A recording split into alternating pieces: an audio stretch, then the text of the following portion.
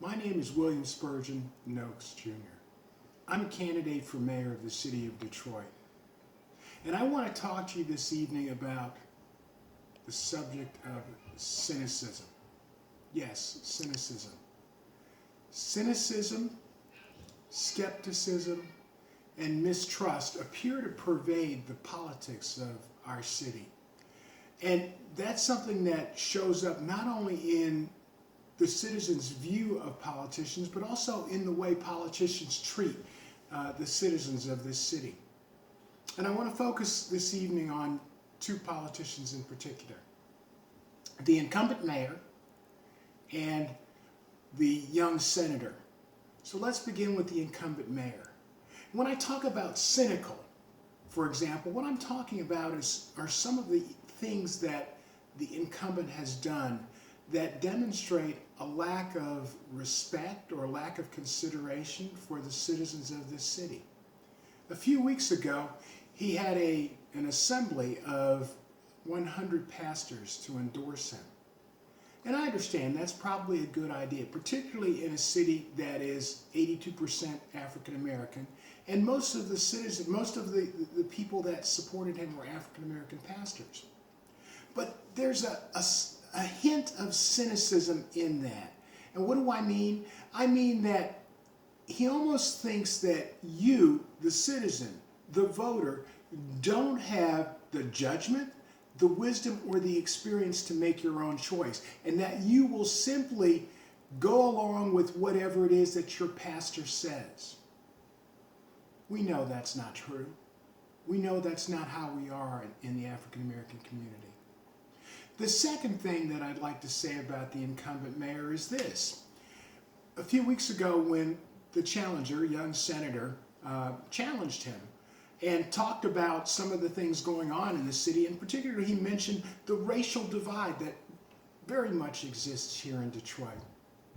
Immediately the incumbent said that he was throwing the race card. Well, I have something to say to you, Mr. Mayor, and that is that this is not a game. When you talk about throwing the race card, you reduce issues of importance to the African American community and issues that should be of importance to the majority community to a game. It is not a game. It is not a game. That's a cynical perspective. Let me just turn now to the young senator, Mr. Coleman Alexander Young II. He too is playing a cynical game. What he is saying to you, the voter, is you should support me because I'm Coleman Alexander Young II. It's almost as if he is saying, I am the reincarnation of Coleman Young, the former mayor. Well, frankly, I know there's only been one person that's ever been resurrected from the dead, and that's the Son of Man, Jesus Christ. Now, when I look at Coleman Alexander Young II, he's probably a very nice man. He probably means well. But the fact of the matter is he's playing a cynical game, hoping to gain the office by screaming about how the incumbent is ignoring the neighborhoods. Neighborhoods being code word for African American community. We need to move beyond the cynicism. We need to move beyond the skepticism, the mistrust of politics here in Detroit. And I'm saying to you that we need to start looking at our political leaders as people who bring optimism, who bring a sense of hope, who teach us that we can be better than that. Because we are better than that. We have been better than that. And the question now is, can we be better than that going into the future?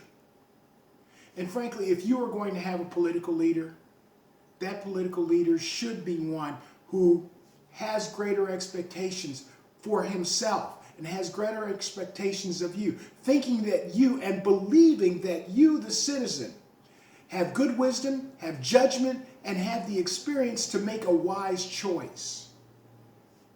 Only if that person can do that will he help you and us, the citizens of the city of Detroit, to a greater Detroit, a future that we all can enjoy.